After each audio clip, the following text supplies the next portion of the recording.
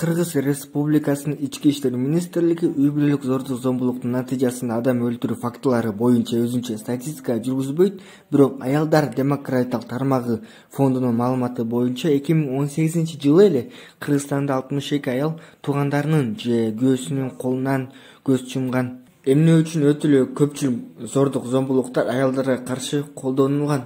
Аял деген алсыз деп эле колду жайып жооп берсе болот. Бирок биз маселени себебин тагыраак эркекти карап көрүүнү чечтик. Коомчулуктун ар бир тармагында мына ушул эркектер үстөмдүк кылат эмеспи?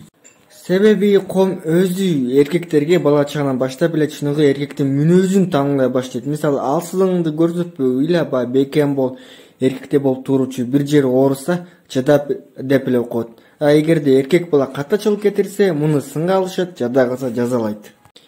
Депрессия сыяктуу психикалык жаракат алганда тиешелүү адистерге кайрылуунун ордуна алкоголдук ичимдиктерди, чыгым чегүүнү жана башка психоактивдүү заттарды колдонууну сунуштайт. Неге дегенде психологко баруу бул чыныгы эркектик иш беле? Мындай эркектер зордук зомбулукка көп барышат. Мисалы, 2018-жылы Кыргыз Республикасындагы үй-бүлөлүк зомбулуктун 95% эркектер жоопту. Көйгөйдүн себебин аныктадык, эми аны чечүү керек. Менимче, биз салттык чыныгы эркектин баалуулуктарын карап чыгуу керек.